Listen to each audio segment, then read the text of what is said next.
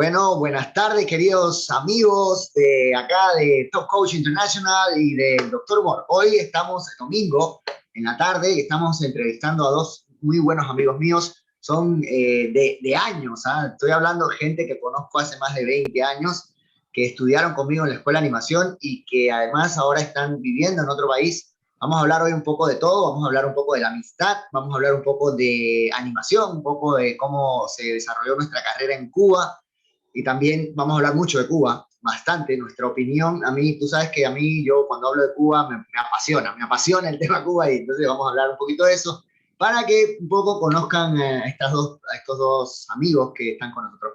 Buenas tardes, Yuset Suárez, desde Hola, Canadá. hola Pupo. Realmente estoy contentísimo, de verdad. Esto es como una fiesta. ¡Wow! Esto se está materializando, tener este momento para conversar con mis antiguos colegas o co-estudiantes y de verdad que, wow. Gracias por esta oportunidad. Muy bien, muchas gracias, Yuset, por estar acá y voy a darle también la bienvenida a mi querido Osmel. ¿Dónde está Osmel? Por ahí, el más apasionado sobre el tema Cuba en Canadá. El hombre Cuba-Canadá. Buenas tardes, Osmel. Buenas noches por Buenas aquí por noches. Montreal.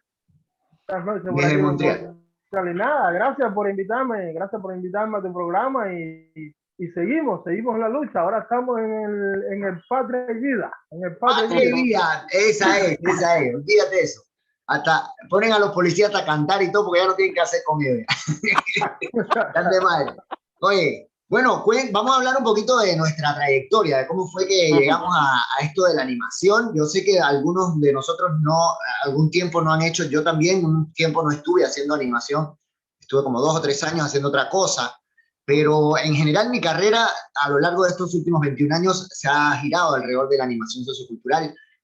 Últimamente más le han cambiado el nombre, le han dicho coaching, pero yo lo que hago con las empresas es básicamente animación. Entonces, con un poco de aprendizaje ahí. Entonces, cuéntanos, quiero empezar por Yuset. Yuset, cuéntanos cómo fue que tú llegaste a la escuela de animación, porque yo cuando estaba en la escuela de animación era tu admirador, era tu fan número uno, porque tú bailabas espectacular y yo no bailaba nada, yo era rockero.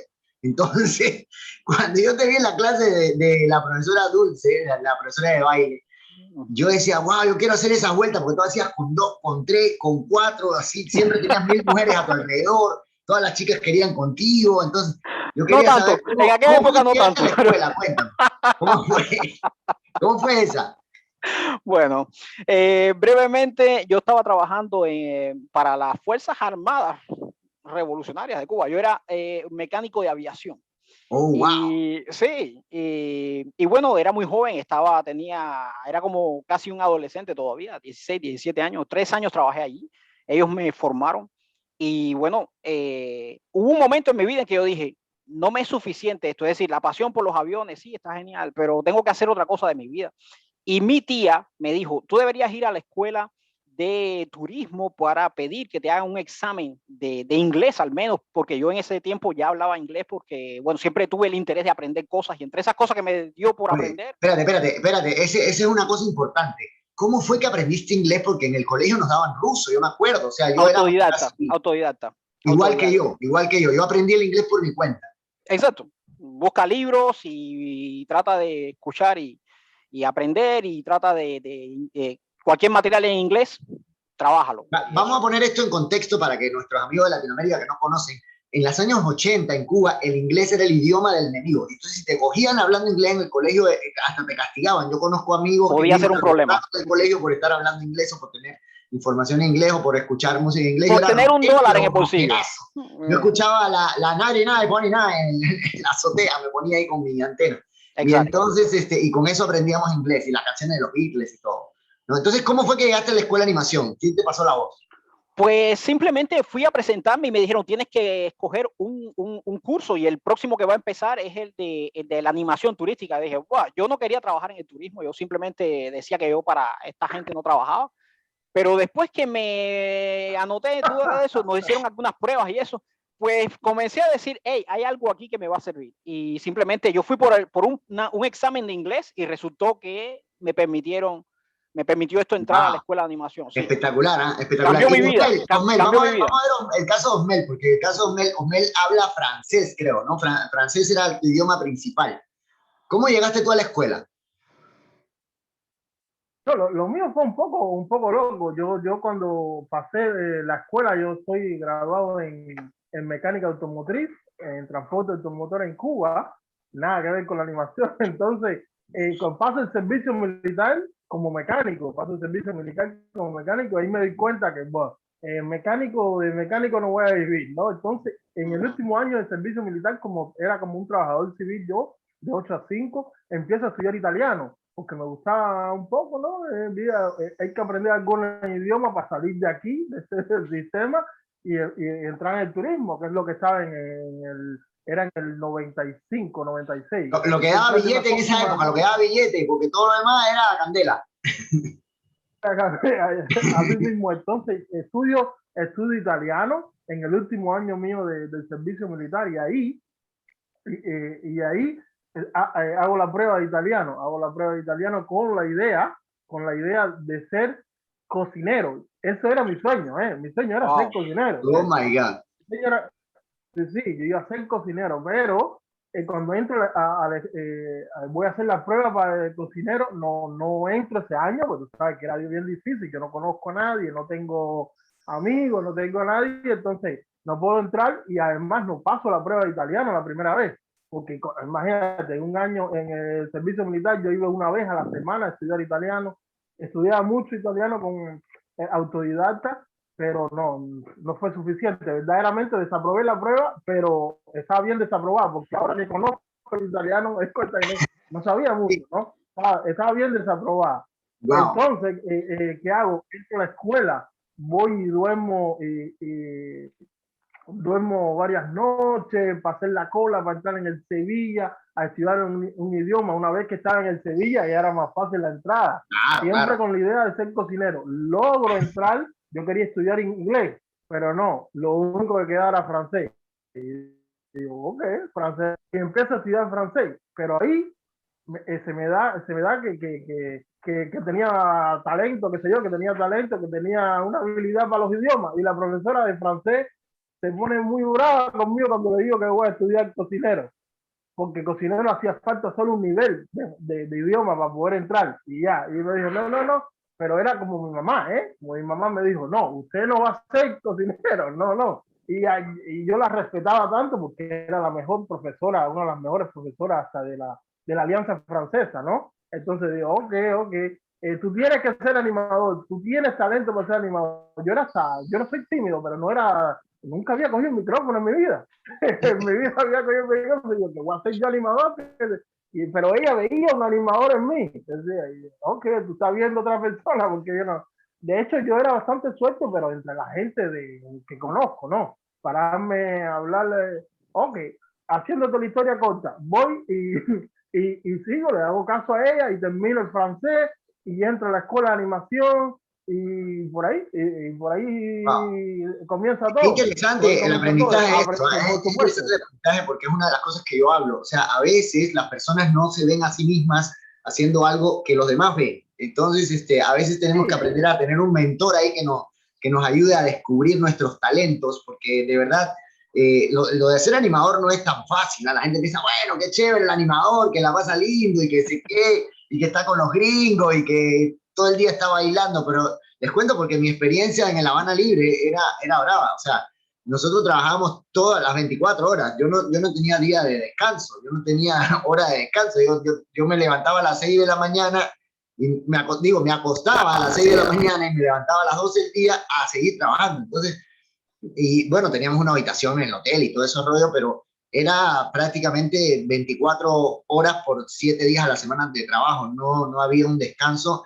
Y bueno, cuando yo empecé, por ejemplo, en La Habana Libre, yo no tenía mucha experiencia tampoco, ¿no? Por suerte tuve un jefe español que me enseñó un montón de cosas, aparte de lo que habíamos aprendido en la escuela, pero en la práctica es la que hace el animador. Entonces, entrar a la escuela, si yo entré, por ejemplo, yo no sabía bailar salsa, yo no sé ni cómo pasé la prueba de salsa, yo no sé, porque me pusieron a bailar ahí en los exámenes de ingreso, había unos exámenes de ingreso, y yo tenía 2 pies izquierdos en esa época, entonces, y después terminé dando clases de salsa en la piscina de La Habana Libre. ¿Te imaginas? Así es. Bueno, chicos, ¿cómo fue que entonces cuando ya nos graduamos de la escuela, en la escuela pasaron muchas cosas, me acuerdo que pasaron cosas épicas, ¿sabes? Imagínense, bueno, que para ponerlos en contexto, el director de la escuela era coronel del ejército, no tenía nada que ver con la animación. Era una manera de controlarnos, una manera de que tenía, fíjense que si se dan cuenta, casi todos nosotros ya teníamos una formación militar. ¿Sí? Yo salí de los Carlitos, o sea, y después tuve 3 años en el ITM. Y entonces, y de ahí salí. Y hice otras cosas, me fui a la CUJAI, estuve haciendo otras cosas. Pero ya yo en el tema de animación sí ya tenía un poco de experiencia porque yo estaba haciendo teatro desde la secundaria. Entonces, el teatro te ayuda muchísimo, ¿no? Y tocaba guitarra y hacía otras cosas, ¿no? Pero no bailaba, o sea, yo lo mío era el rock. Wow. Incluso, eso es un aspecto. El pelo larguísimo. Me cortaban los pantalones la policía cuando íbamos a los conciertos de ahí de Hens, ahí en el Manolito. En el Manolito íbamos a los conciertos de Hens, rockeros, así todos rockerazos. El Patio de María, ¿no? Ahí en Plaza. Y llegué a la escuela de animación y para mí fue otro mundo, o sea, fue un mundo diferente porque te meten la cultura cubana en vena, o sea, era el cha-cha-cha, el mambo, el no sé qué, todo eso, ¿no? Que uno no estaba acostumbrado en esa época a escuchar y que tuve que empezar a escuchar, ¿no? Y ahí fue donde me enamoré de la cultura cubana. Yusef, en tu caso, ¿cuál fue la asignatura más difícil de la escuela para ti? Wow. Para mí fue el baile, para mí fue la clase de baile, para mí era... Baile. Sabes que no me he puesto, nunca pensé en esto, ¿cuál era la asignatura más difícil? No podría ahora decirte. Bueno, la de política. No, ni siquiera eso, ni siquiera eso. Dar las buenas respuestas, pues, por lo general suelo poner bastante atención en clase, poco importa, siempre fui así. Bueno, tú terminaste uno de los primeros de tu grupo, ¿eh? Yo me acuerdo que tú fuiste uno de los de mejores notas. Tal vez era bastante serio, yo sí me recuerdo, como siempre fui bastante serio en mis estudios y tenía realmente ese interés, ¿no? De prestar atención y aprender. Soy un hombre de eso, de aprendizaje. Entonces, yo presto atención, eso, solamente. ¿Y cuál fue tu asignatura preferida? Para mí, por ejemplo, la clase de magia con Luisín para mí era reveladora. De hecho, yo prefería magia, entre otras, pero magia por el profe, más que por la asignatura. Era buenísimo.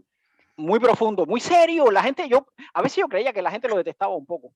Yo me decía, ¿por qué? Este hombre es pura sabiduría. Este hombre... Bueno, hay una anécdota de esa clase que yo siempre me acuerdo. Hay una anécdota de esa clase que en el examen, Santiago, nuestro amigo que ahora está en España, Santiago, me acuerdo, me recuerdo, hizo un truco con una moneda y un pañuelo. Y yo me acuerdo que él nunca le salía el truco. Yo me acuerdo porque él entrenaba ahí al Gustavo y yo siempre lo veía entrenando y nunca decía, yo no voy a hacer este examen porque no me sale. Y entonces, en el día del examen, cuando hace el examen, hace el truco de la moneda y la moneda desaparece. Y después nunca apareció más. Y todo el mundo, pero, ¡guau! ¿Cómo lo hiciste? Y resulta que como él movió el pañuelo tanto, la moneda salió volando y se quedó clavada en el techo. Arriba, nadie lo vio. Y se quedó clavada en el falso techo que estaba arriba. Y después que terminó la clase, que todo el mundo salió de la clase, la moneda, ¡prá! Y nos matamos de risa ese día con Santiago. Me acuerdo que siempre hacíamos ese cuento. Porque ustedes eran del grupo contrario al mío, o sea, nosotros siempre competíamos, ¿no? Yo estaba en el otro grupo, ¿no? Ustedes estaban en un grupo juntos. Estaba el grupo 1 y el grupo 2, me parece. Yo era el grupo, no me acuerdo si el 2 o el 1, creo que era el 2. ¿Tú eras el 2? Sí, algo así. Pero el grupo de ustedes tenía más talento. En el grupo de ustedes tenía gente con mucho más idiomas, con mucho más talento, ¿no? Osmel era un capo de los idiomas, o sea, hablaba creo que 2 o 3 idiomas. Yo básicamente hablaba inglés y masticado y ruso. Y entonces, y sí, ustedes tenían mucho mejor talento en su grupo, digamos, desde el punto de vista idiomático. Osmeli, ¿cuál fue la principal asignatura para ti, la que más te gustaba? ¿O no? ¿La más difícil o la más... La que más te gustaba, no. Y la más difícil, las dos. ¿Cuál fue? Yo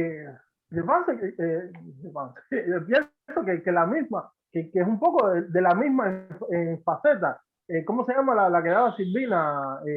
Técnicas de animación. Técnicas de animación. Y esa clase me encantaba. Esa es la carnecita, pues, o sea, esta es la carnecita de técnica de animación. De hecho, yo terminé enseñando eso en Perú. En la universidad donde yo vine a trabajar, yo era el profesor de técnicas de animación. Y todo lo que aprendí en técnicas de animación lo aplicaba. Esa era la que me gustaba más, en parte, en parte, en la parte de creación, era la que me gustaba más. Cuando De creación, te claro. mandaban a hacer los deportes, nos enseñaron todos los deportes, sí, las reglas, todas esas cosas, ¿no? Pero Sí, esa misma asignatura, cuando tocaba la parte del micrófono, ahí no me gustaba. Microfonía, increíblemente. Ahí. Microfonía, sí, ahí no me microfonía gustaba, era guau. Era pánico al micrófono. Quizás Sí. por eso me preparé. Quizás por eso yo me preparaba tanto, quizás por eso estudiaba siempre más idiomas, estudiaba más la cultura, más esto, para tener cosas que decir. Y al final tú te das cuenta de que un animador es eso, un animador es una fuente de preparación para poder hablar, para poder decir cosas, para no parar nunca. Sí, de hecho, a mí, cuando yo llegué a Perú, yo empecé a formar animadores. De hecho, yo tuve una primera promoción en Perú, donde yo fui profesor de una escuela de animación. De hecho, no solo profesor, yo hice todo el proyecto, hice el coordinador del proyecto y además dictaba clases. Fuimos 5 animadores desde Cuba. Y de los 5, habíamos 3 que éramos de escuela y 2 que eran empíricos. O sea, que nunca habían enseñado nada ni que habían pasado por la escuela, sino que eran empíricos. Pero lo difícil está en este tema de la microfonía, porque el tema de perder el miedo al público es lo más difícil. O sea, la magia, el teatro, el maquillaje, no sé qué, eso se aprende, pero el tema es cuando te paras en el escenario con el micrófono a hablar. Entonces, tienes que tener un background muy grande. Por eso, por ejemplo, el tema de la asignatura. A mí me gustaba mucho la asignatura de cultura cubana, porque nos enseñaban un montón de cosas nuevas que yo no había sabido del colegio. Y después, la otra era la parte de los deportes. A mí me gustaba bastante, ¿no? Que cuando enseñamos las reglas de los deportes, nos íbamos a enseñar las reglas con Silvina. Sí. Y la parte de magia. Esas eran para mí las 2 mejores, pero la más difícil para mí, ¿saben cuál fue? La de idioma. Cuando tenías que hacer todo eso mismo con otro idioma, ¿no? O sea, no en español, sino, por ejemplo, en mi caso era en inglés. No, mira, para mí esa era la parte, quizás una de las que más me gustaba. Como cuando tú hablas idiomas, te metes en otro personaje. Entonces las cosas no te salen tan natural. Entonces, a mí, hablar en un idioma, porque yo veía como que el jurado se enfoca más en el idioma que en lo que tú dices. En lo que tú dices, sí. Yo me sentía más libre ahí. Claro, yo me sentía más libre ahí. Yo hablaba y hablaba y hablaba. Ese era tu fuerte, pues, hermano. Tú hablabas como 3, 4 idiomas, no sé qué. No sé cuánto, hasta Yoruba creo que hablabas tú. Sí. La profesora estaba contenta conmigo. Uy, qué bien habla. Sí. Y además, como tú venías de la escuela de idioma, ya tenías el aguar ahí con la profesora. Entonces ya está. Entonces, ya bacán. Oye, chicos, una pregunta. ¿Y cómo fue que salimos de Cuba? Yo, por ejemplo, en el año 2000 salí de Cuba a un proyecto de una universidad. Y cuando yo salí de Cuba, yo tenía 3 opciones. A mí me habían dicho, te puedes ir a España, me podía haber ido a España, me podía ir a Canadá, donde están ustedes, o me vine a Perú, ¿no? Fue donde vine. Y mi opción de España era irme a España a trabajar en una discoteca. Ok. Y cuando terminara, o sea, puede ser de mesero o lo que sea, pero a Canadá igual, o sea, era trabajar en lo que hubiera, no había una cosa académica. Y la tercera opción era Perú, donde iba a ir de profesor a una universidad. Entonces yo dije, bueno, entre ser mesero en España o en Canadá, de repente ahí se gana más, o a trabajar en una universidad como profesor, como haciendo lo que me gusta además, porque era profesor de animación. Entonces me fui para Perú. Nos pagaban poco, de verdad, nos pagaban muy poco, pero académicamente o profesionalmente era más atractivo, ¿no? O sea, en la Universidad de San Ignacio yo gané más o menos entre 300 y 500 dólares al mes, que son, en Perú no es mucho, o sea, un poco más del salario mínimo, no era más. Y yo pensando que te habías ido a Perú por el internacionalismo proletario. No, okay. A donar sangre a Perú, no. Pensé que era por el ceviche más que... También. Bueno, una de las cosas que me hizo quedarme en Perú fue la comida. O sea, porque tú sabes que el amor entra por el estómago. Así es. ¿No? Entonces, por eso me quedé ahí y bueno, y estuve haciendo muchas cosas después. ¿Cómo fue ese momento en que ustedes salieron de Cuba? Cuéntanos. ¿Cómo fue que lograron salir o cómo fue? Bueno, en mi caso... fue realmente... ¿En qué hotel trabajaban? Porque yo los vi trabajando en varios hoteles, sobre todo Mel, veo fotos de él trabajando en hoteles. ¿En qué hoteles llegaron a trabajar? Yo estuve en La Habana Libre, en Marina Hemingway, y en Varadero también una semana en un hotel así. Chico. Ok. En mi caso, te diré que yo nunca me vi como tal viviendo fuera de Cuba. Sin embargo, hubo un par de momentos claves que como que marcaron la diferencia para mí. La primera fue el amor. Encontré una hermosa canadiense y comenzamos una relación a larga distancia al principio.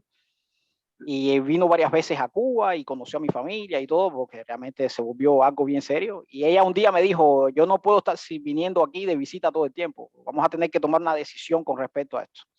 Y yo me dije, bueno, era claro cuando hablamos que ella no se iba a integrar a Cuba como una cubana, ni mucho menos. Y para mí había una posibilidad en Canadá de justamente cambiar mi vida y recomenzar todo.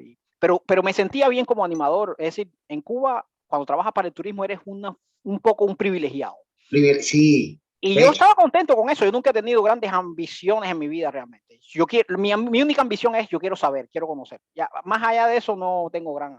Pero tuve esta conversación con un agente de viaje, de una agencia de viaje, y me dijo, no seas imbécil, no seas idiota, tienes un futuro que te espera allá. Si no, te vas a terminar como un payaso. Esas fueron sus palabras textuales. Vas a terminar como un payaso viejo allí donde estás. Y me quedé así como, wow. Eso fue como darme una patada en el trasero. Dije, sí, no, definitivamente tengo que tomar una decisión y no puedo perder esta bella oportunidad. Y así nomás, pues, nos casamos con el tiempo y vine para acá, para Canadá. Wow, espectacular, ¿eh? Qué buena. ¿En qué hotel estabas trabajando cuando así? En aquel momento era el Hotel Tropicoco. ¿Parte del equipo de animación de algún hotel?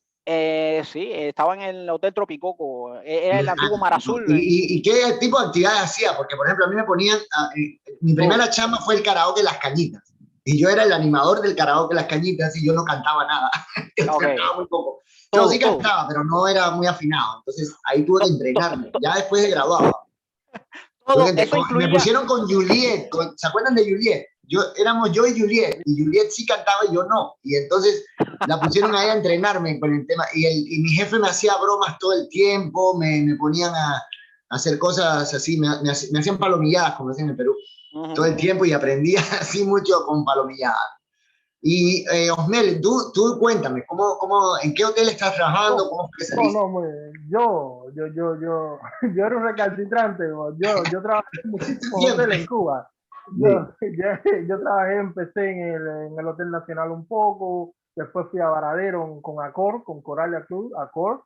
Después estuve en el Club Med, después en la Marina Hemingway. ¿Tú estuviste en el Club Med con Ahmed y con... con Alexei. En Varadero, pero... Con Alexei, ¿no? No, estuve ahí fue donde empezamos a trabajar en Varadero, pero en Accor.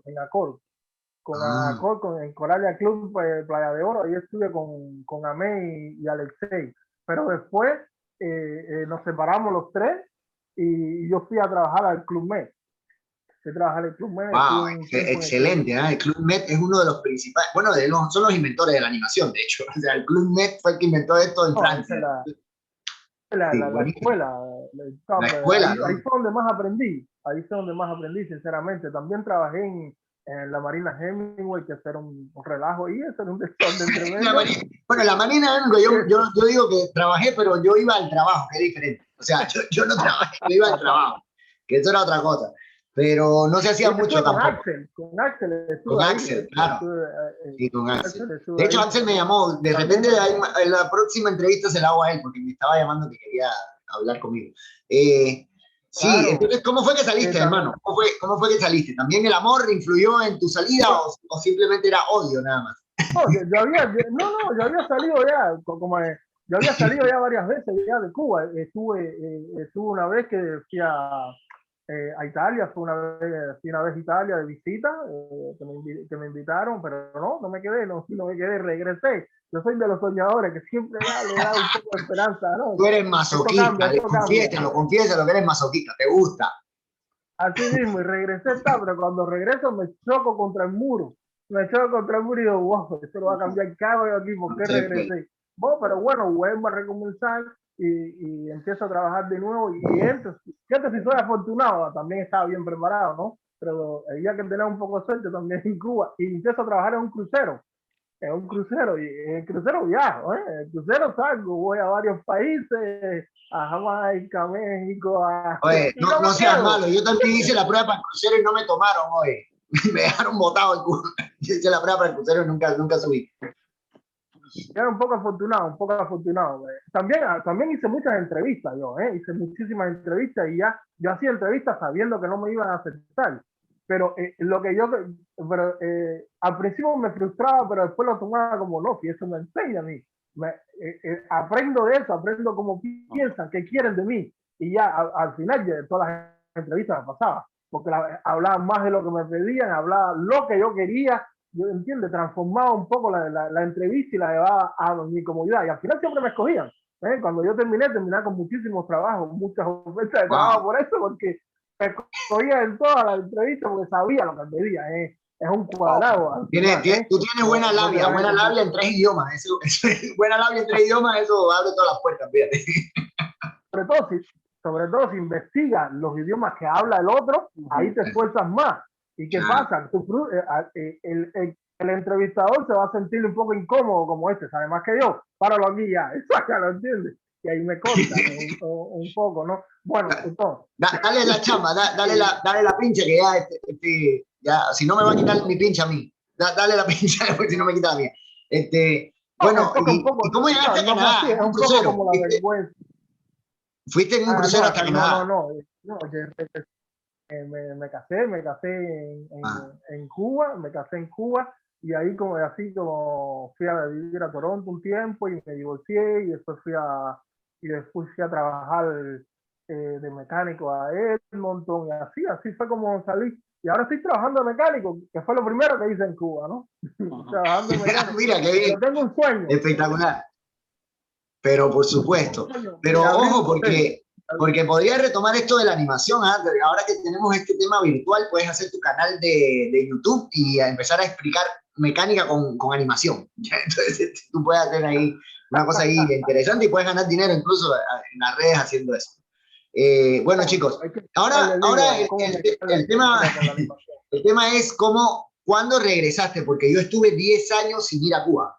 Yo estaba peleado con Cuba, peleado. O sea, yo no quería saber nada de Cuba, yo no quería saber nada de nada. Hay un día que uno tiene que tomar la decisión, que, bueno, ahora no sé cómo será, pero en mi época era, si tú estabas un año y un día fuera, ese año y un día después de eso ya no eras cubano. Entonces, yo llegué a ese año y un día con trabajo, yo estaba trabajando en una buena universidad, tenía proyectos, tenía un grupo de teatro, fundé un grupo de teatro en Perú, tenía gente que había hecho ya talleres con ellos, estaba produciendo, escribiendo obras de teatro. Y llegó ese día, el día D, le llamo yo, día D, y yo dije, si regreso, ¿qué tengo allá? Y si sigo acá, ¿qué tengo acá? Entonces, acá, en Perú no tenía muchas cosas, en verdad. Tenía un trabajo que de hecho lo perdí un poco tiempo después, ese trabajo, por circunstancias peruanas, de política, de la persona que me había llevado.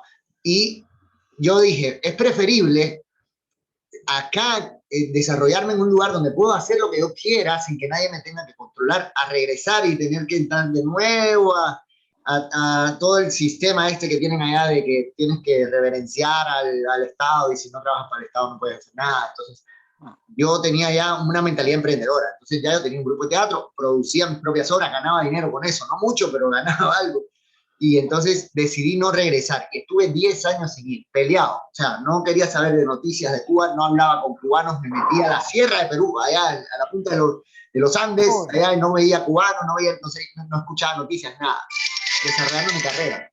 Entonces, ¿cómo fue en ese caso con ustedes? Yo regresé a los 10 años y regresé porque mi mamá implorándome, por favor, ven. Entonces ya regresé, ya por un tema familiar, digamos. Entonces, ¿cómo fue con el caso de ustedes? Cuéntanos. Oh, boy. Sí. Yo siempre regresé a Cuba varias veces, es decir, al principio me fui en el 2006 me fui y estuve regresando durante un espacio de 10 años, estuve regresando a Cuba. La última vez que fui fue en el 2016 o el 2015, una de dos. Y desde entonces no he regresado a Cuba. De hecho, actualmente no tengo ya ni siquiera mi pasaporte cubano actualmente. Yo simplemente tuve que tomar una decisión un poco firme en un momento determinado y sí, tuve que por el momento al menos renunciar a regresar a Cuba. Son muchas razones. Creo que eso tendría que ser parte de de otra Hay que hacer otro entrevista. programa, hay que hacer otro programa específicamente para eso. Porque realmente hay estoy de muchas acuerdo. cosas ahí. Y hay que invitar Exacto. a toda la gente, a Ahmed que está en Japón, a Nai que está por allá por Europa, creo, no sé por dónde. Es un Quiero tema. invitar gente así para hablar de ese tema porque está interesante y es un momento histórico importante para dar opiniones sobre ese tema. Yo también estuve peleado y estuve ilegal en el Perú 2 años, sin pasaporte, ni peruano, Ni ni cubano. nada. Ya así, al pelo, al pecho, como decimos nosotros. Y entonces, pero por suerte, ¿no? El Perú es un país bien benévolo con todos los inmigrantes, no solamente con los cubanos, o sea, con todos. De hecho, los venezolanos ahorita tienen muchos beneficios, ¿no? También, que están migrando bastante. Y entonces, entonces tú decidiste ya no regresar, ¿y ahora qué nacionalidad tienes? ¿Canadiense? Soy canadiense de nacionalidad, o sea, país adoptivo. Yo soy peruano. Yo soy Exacto. peruano también. Pues ya está. Y Osmel, a ver, Osmel, cuéntanos, tú sí has regresado. Yo he visto algunas fotos ahí que has regresado el año pasado, creo, o el anteaño. Hace 2 años, a ver, 2 años, sí, hace 2 años regresé, pero no, en el transcurso de 10 años, de 11 años que llevo aquí, he ido a Cuba como 4 veces, como 4 o 3 veces a Cuba, sí. Bueno, sí, yo en 20 años he ido que... 3 veces. En 20 años he ido 3 veces y 3 días cada vez. No más de 3 días porque a los 3 días ya me da cosa. Ya quiero irme ya. Entonces, no, una vez he estado una semana. La última vez estuve una semana y pico y la pasé muy bien porque fue un regreso a la época de la secundaria. Me reencontré con mi promo de la secundaria, con las chicas estas de que eran medio locas en la secundaria y que no me daban bola porque yo en la secundaria era el más tímido de mi colegio. Ustedes no tienen idea de lo tímido que yo era en la secundaria. Tal vez es más feo también, pero bueno, quién sabe. Y era el más feo, además. Más flaco, todo flaco ahí. Si ustedes me ven unas orejas que parecía un radar aquí. Y entonces, me reencontré con mis amigas de la secundaria, con Normita, con Noli, con varias. De hecho, algunas de ellas eran incluso las más pedidas de la secundaria. O sea, Noli, por ejemplo, era como la Miss, ¿no? O sea, como esta chica que todo el mundo quiere con ella y ni me miraba, pues me miraba por arriba del hombro, ¿no? Entonces, si me escucha me va a matar. Pero bueno, ahora somos amiguísimos porque la última vez que regresé a Cuba me reencontré con ellas y la hemos pasado genial haciendo cuentos de la secundaria y de esto. De hecho, incluso citamos a algunos de los profes también de la secundaria y nos juntamos con ellos, hicimos una pequeña pachanga ahí y la pasamos bien. Y esta última vez que regresé, más o menos por eso la pasamos bien, porque casi todos mis amigos, casi todos, la gente de la escuela de animación que eran mis amigos, casi todos están fuera de Cuba, todos. Entonces todos están, y de hecho mis amigos de la infancia, digamos como Denis o como Daniel, ¿no? que los conozco de chiquito, también están afuera. Entonces uno regresa a Cuba y no tiene que hacer allá, porque llegas y no hay una relación, digamos, personal, ¿no? Con la... Solo. ¿Qué hago acá? ¿No? me voy a tomar una cerveza en Malecón solo, porque no conozco a nadie. Entonces, así, ¿no? Entonces, ¿a usted cómo es esta experiencia? ¿Cómo le ha ido con eso? Porque yo como que, por ejemplo, si yo tengo $1000 y digo, ¿en qué me gasto estos $1000? Yo no, por mi cabeza no pasa, me lo voy a gastar en ir a Cuba. No, o sea, olvídate. Me voy a Brasil, me voy a un país nuevo, o sea, me voy a conocer algo nuevo. Ahora me voy a Panamá, o me voy a Colombia, o me voy, o sea, a otro lado, ¿no? que no he conocido todavía. Porque hay cubanos que se quedan enganchados con este sentimiento de que si tengo $1000 tengo que ir para Cuba a gastar. Entonces, ¿cómo le va a usted con eso? No, a mí el amor no me ciega. Yo, es decir, durante algún tiempo sí estuve yendo a Cuba y casi siempre lo que me pasaba era que yo llegaba y era a constatar otra vez las mismas cosas que ya yo conocía de Cuba, es decir, las mismas miserias de siempre, las mismas cosas. Y al principio era un choque siempre, pasar la aduana, toda esa hostilidad, pero ya después, entonces, a la hora de irme, me daba cuenta que estaba otra vez enamorado de mi país, cuando era el momento de tomar el avión y regresar a Canadá. Y siempre tuve esta especie de relación, amor y odio con Cuba por esto mismo. Las mismas cosas a veces que me sacan de quicio son las mismas cosas por las que después los encuentro simpáticos y me hacen reír. Entonces, bueno. Sí, bueno, una de las cosas que habla el doctor Humor en sus talleres, después yo hago talleres de risoterapia. Convertí mi alegría en mi manera de vivir, en mi modo de vida. O sea, gano plata haciendo reír a la gente. Y no contando chistes, sino haciendo ejercicios de risoterapia, que es una técnica terapéutica que se usa para manejar el estrés. Y una de las cosas que dice el doctor Humor es eso, ¿no? Que nosotros los cubanos hacemos de todos los problemas un chiste. ¿No? Y vivimos... Por eso no lo resolvemos. Por eso no resolvemos. Resolvemos también, eso puede ser un problema. Sí, pero nos ayuda a manejar el estrés y nos ayuda a ver la vida de un lado positivo. Entonces uno llega y ve las cosas, se encoleriza con todo, pero al final se ríe porque dice, bueno, al final somos un pueblo, bueno, esa es mi opinión, somos un pueblo bastante indolente con el tema de la libertad. No nos interesa, ¿no? Entonces, ¿qué vas a hacer? O sea, entonces yo decidí que, mira, el pueblo cubano viva, ¿verdad? Los de Miami se pelean con los de Cuba con los de Miami, bacán, chévere, una cosa y la otra, pero yo tengo una vista lateral, o sea, yo estoy desde otro lugar del mundo mirando la pelea, ¿no? Y yo los veo peleando y digo, qué estupidez, ¿no? Entonces, al final es lo mismo. Y entonces decidí ser ciudadano del mundo. Entonces digo, ya no soy cubano, ¿no? Bueno, también soy cubano, bueno, sí en Cuba, ni tampoco soy peruano. En este momento yo me considero ciudadano del planeta. Entonces, muy bien. Y opino de Perú, de Canadá, de Europa, de Estados Unidos, lo que me dé la gana, porque yo soy ciudadano del mundo, yo no soy ciudadano de un país. Porque, por ejemplo, en el Perú, cuando yo hablo del Perú, me dicen, no, pero tú naciste en Cuba, tú no eres peruano. Yo opino del lugar donde yo quiera, porque yo soy ciudadano del planeta. Si quiero opinar de Rusia, de China, de Estados Unidos, de no sé, de lo que sea, yo opino porque yo soy ciudadano de un lugar, de una humanidad, ¿no? Entonces, el Internet del siglo XXI ha roto las fronteras un poco. Un poco la gente ya no se siente perteneciente a un sitio, a un lugar, ¿no? Pero el cubano es muy chauvinista, ¿no? No sé si ustedes tienen esa opinión. El chauvinismo significa que, no, lo mío es mejor que lo de los demás, y entonces me dicen, no, que las mejores playas del mundo están en Cuba, y yo le digo, tú no has venido a Colombia todavía a ver la playa de Tayrona, ¿no? O no, y las mejores montañas, tú no has visto los Andes todavía, entonces, no, y la mejor comida, tú no has visto la comida peruana, entonces tú no puedes decirme que lo mío es lo mejor, ¿no? Porque en todos lados hay cosas buenas y malas. Nosotros somos víctimas, eso es un poco, víctima del sistema. El sistema nos ha llevado a ser chauvinistas, porque esa es una forma de crear ese patriotismo falso. ¿Entiendes? Desde chiquitico yo me enteré que el café cubano no está ni por el mapa. Toda mi vida yo pensé que el café cubano era el mejor del mundo. Que el ron cubano era el mejor. Pero espérate, ¿no? ¿Cómo vas a ofender así al chícharo? No puedes ofender al chícharo, por favor.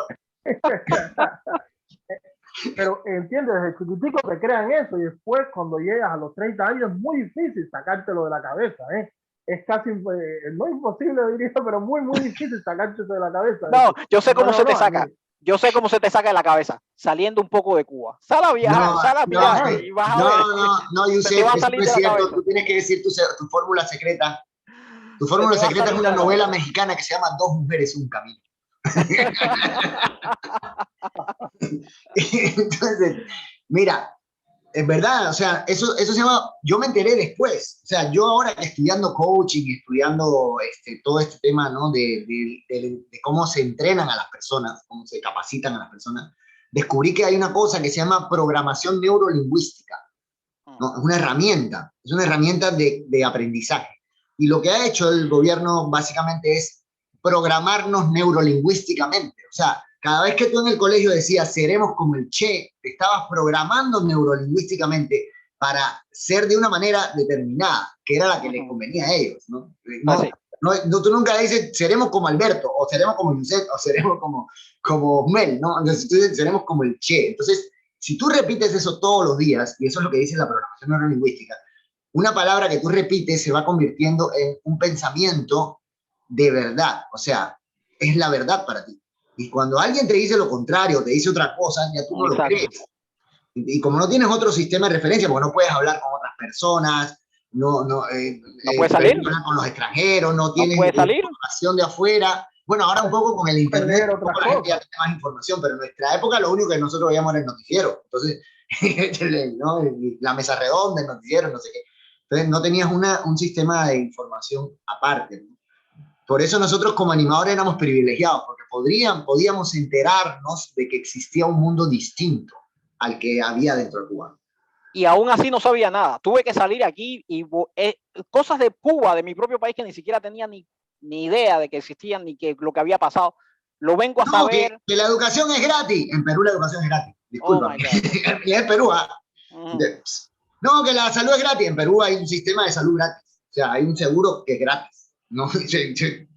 No, que como una cosa extraordinaria que es normal, porque yo me imagino que en otro lugar es muchísimo mejor, me imagino, nunca he estado en Canadá.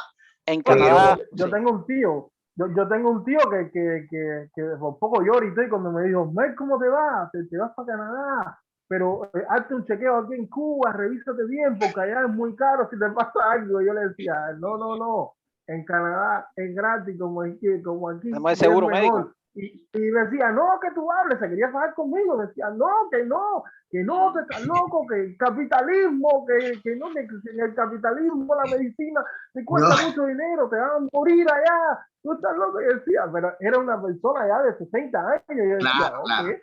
Se ha súper a esa adoctrinado. altura, a este punto de vida, yo no te puedo cambiar eso. Eso lleva un proceso, yo me voy dentro de unos años, yo me voy dentro de unos días. Si tú piensas que en Canadá es para la medicina, vive con eso, pero no.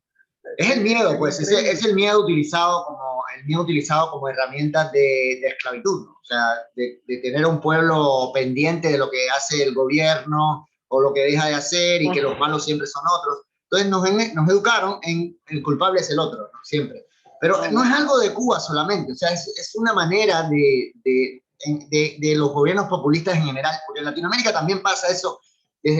No sé en Canadá, bueno, yo sé que en Canadá tienen otro tipo de gobiernos, pero en Latinoamérica pasa mucho, los gobiernos se preocupan mucho porque la gente esté ocupada sobreviviendo, ¿no? Entonces, si cuando tú estás ocupado sobreviviendo, tú no tienes tiempo para pensar en otras cosas, a pensar en cambios en determinado área, ¿no? Entonces, aunque no es lo mismo cuando es totalitario, como por ejemplo, miren lo que ha pasado en Venezuela, o sea, nosotros hemos exportado, Cuba le ha exportado la revolución así, al pie de la letra, libreta, el esto, todo, las MTT, todo igualito, tal cual. Han exportado el sistema y han convertido el país más rico de América, que era Venezuela, con la mayor cantidad de petróleo, creo que es el segundo que más petróleo tiene en el mundo. Pero segundo, algo así, sí. Ah, el segundo, creo. Y lo han convertido en un país donde un catedrático, te voy a hacer hay un catedrático amigo mío que fuimos a un congreso virtual y nos pagaron $100 por una hora. Y él empezó a llorar porque su salario es $6 al mes. Me dijo, ¿cómo en una hora yo voy a ganar el salario de un año? Más de un año, porque el año son $60. Ajá. Imagínate. Entonces, un país como Venezuela, o sea, que tiene todos los recursos para salir adelante. Entonces, y en menos de 20 años lo han convertido en esto, ¿no? Entonces, ¿por qué? Porque aplican un sistema que no funciona. Y como decía Winston Churchill, el socialismo tú lo pones en la arena, pones a un socialista a administrar el desierto del Sahara y en un año no hay arena. ¿No? Entonces, es así, ¿no? Ese es otro tema.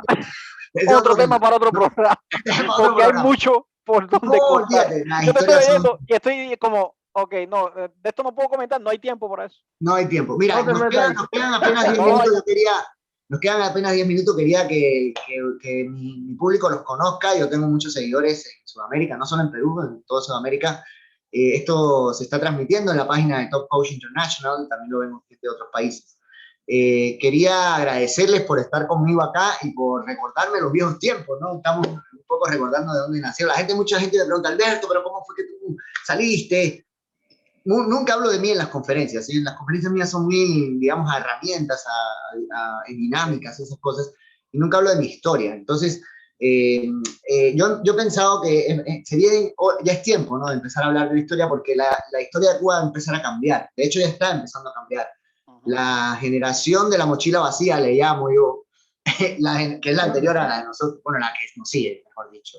La generación entre el 95 y el 2015, esos 10 años, fue gente que no pensaba en nada. O sea, es gente que estaban en salir y entrar y no sé qué. Sin embargo, después del 2015 para acá, yo he visto un pequeño cambio, no muy grande, no un cambio abismal, pero sí por lo menos ya la gente se preocupa más. Desde que entró el Internet a Cuba, se preocupa más porque hay más información. Entonces, eso hace que la conciencia de los cubanos empiece a cambiar un poco. Por ejemplo, este tema de los policías cantando, si tú lo hubieras puesto en los años 80, eran la cantidad de likes que hubiera tenido, todos los Cuba le hubiera dicho like, lo ponían, lo aplaudían, ¿no? Como a Osvaldo Rodríguez, por ejemplo, esa de la patria entera en brava, ¿se acuerdan de eso? ¿No? Y sin embargo, ahora los dislikes son apoteósicos, o sea, más de 1 millón de dislikes de eso y de los otros que Raúl, no sé quién, que sacó la otra canción horrible. Y entonces ya la gente ya no están siguiendo, porque quieren aplicar la misma fórmula de los 80 y ya no funciona, porque esta es otra generación. No, para nada. Es otra generación. Y esa transmisión de las mentiras, que antes se demoraba 10 años para enterarte de una mentira. Ahora Así no, es. ahora te la rebaten, y hay muchos youtubers, quizás no te guste uno y ves otro, o ves otro, hay como 10 youtubers muy creíbles ahora, ¿eh? O sea que si no te gusta, no quiero mencionar nombres de tu programa, si no te gusta uno, vas y cambias y ves otro, y cambias y ves otro, y ves otro, y todos como que se asemeja un poco la forma de desmentir esa gran mentira, y al final te llega, yo diría un 80% de la población que dice, ok, hay algo que no funciona aquí, hay algo que me están ocultando aquí, al menos la gente llega ahí. Y ahora yo tengo gente en mi Facebook que son señoras, que tienen, yo diría, 60 y tantos años, 70 años, y aprendieron a entrar en Facebook y me dan like a todas las cosas. Tú me conoces, la que pongo yo a veces que son locuras, y me dan like y yo digo, la mamá de mi amigo está, y me da like y dice, sí, hombre, ¿verdad? Ah, sí, se entera de todas las noticias. Oye, el chisme, es que el cubano es chismoso, ¿verdad? Nosotros somos un pueblo bastante chismoso, nos encanta la película. Por eso ese youtuber ha hecho el cambio de la vida, porque ha traído la noticia, la ha vuelto chisme, pero con la misma, y hace el mismo efecto, pero atrae más. Antes el programa de María Elvira, lo veía muy poca gente porque era demasiado serio. Sí. Pero ahora no, ahora como dice, nosotros nos reímos de nuestros problemas, pero nos informamos a la misma vez ahora. Claro. Y todavía el gobierno... El humor como decía Martí, el humor, como decía Martí, debe ser a la sociedad como un látigo con cascabeles en la punta. Entonces yo esa máxima la uso mucho en mi Facebook. Yo publico muchas cosas de política, no solo de Cuba, también de Perú, de otros lugares. Política mundial, sobre Trump, sobre todo. ¿Por qué? Porque yo creo que sí debemos hablar de política. Yo creo que si no hablamos, las cosas están como están porque no hablamos de política. Entonces, hablar de política también significa aprender a respetar la opinión de los otros, ¿no? Así sean comunistas. Incluso yo tengo gente comunista en mi Facebook que no los saco, no los dejo ahí para que critiquen, ¿no? Y cuando critican, tú le das argumento, y le das la cachetada. Entonces te sirven como censurar. Claro, o sea, te sirven como para generar un debate, porque en el debate es donde está la solución. O sea, la solución no está en que abajo los comunistas y arriba los no sé qué, como en Miami, ¿no? No, eso no se va a solucionar hasta que no hablemos entre todos y que se den cuenta con argumentos de que esto funciona. Ya sé que no van a hacer caso porque son cerrados, o sea, están ciegos, ¿no? Una persona ciega, pero por lo menos los que nosotros queremos que se den cuenta no son ellos. Los que nosotros queremos que se den cuenta son la gente que no es ni de un lado ni del otro, que es la mayoría del pueblo. Entonces, hasta que no se dé cuenta toda esa gente y se despierte y digan, vamos a cambiar esto, como cosas que están pasando ahorita. Por ejemplo, he visto un video de Santiago donde la gente ha defendido a un vendedor ambulante que la policía quería venir a quitarle las cosas. Y entonces, ya la gente está entendiendo la palabra negocio, porque, por ejemplo, en la época nosotros la palabra negocio era prohibida. O sea, tú decías negocio y era un delincuente, está haciendo negocio, delincuente. ¿No? Entonces, ahora la gente dice la palabra negocio como algo natural, ¿no? Y el gobierno de Cuba haciendo negocio desde 1959. Exactamente. Bueno, chicos, ha sido un placer tenerlos en el programa, ya no nos queda mucho más tiempo. Quiero agradecerles a los dos la presencia acá. La gente de la Escuela de Animación va a estar de plácemes. Silvina seguramente va a estar por ahí conectada. Wow, un abrazo para Silvina. Silvi, si andas por ahí, wow. Y un beso bien grande. Sí, bueno, yo haciendo el trabajo de hormiguita he juntado gente. También hay una página del CIATUR. Yo hice una página que es mía, está asociada a mi Facebook del CIATUR, donde he puesto fotos. Así que si ustedes tienen algunas fotos ahí antiguas, cuando tenían pelo todavía. Wow. ¿Verdad que sí? Cierto. No, Osmel nunca tenía pelo, Osmel siempre estaba así. Siempre lo cortaba y ahora ni sale ya. Los años no pasan por gusto. Entonces, si tienen algunas fotos, algunos videos para compartir por ahí, para ponerlos en la página del CIATUR. Yo tengo una página como... El CIATUR, desgraciadamente, ya no existe, ¿no? Ya pasó a la historia, se cayó el edificio, no sé qué cosa pasó. Como todo en Cuba, lo dejaron abandonado y ya no produce... nada.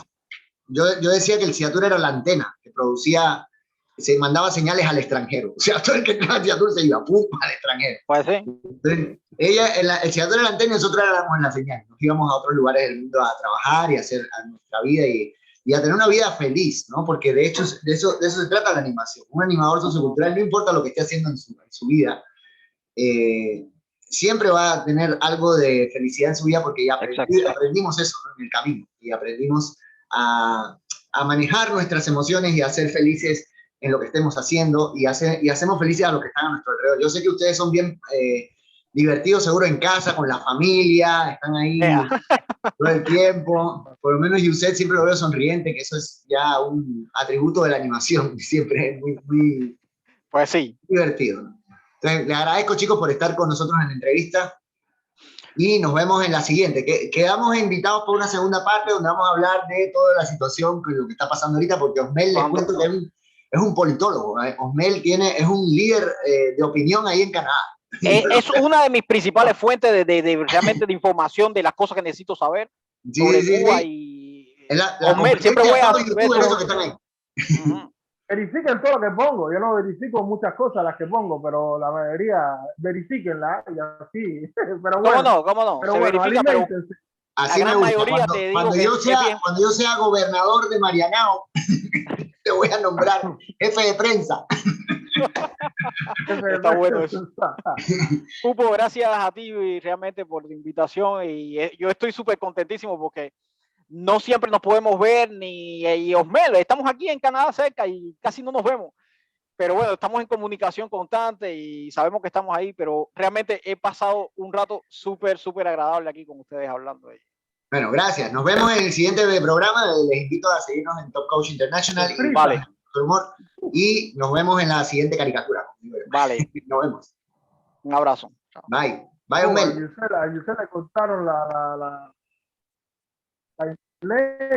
se frisa. ¿Me contaron? No pude oír. Okay.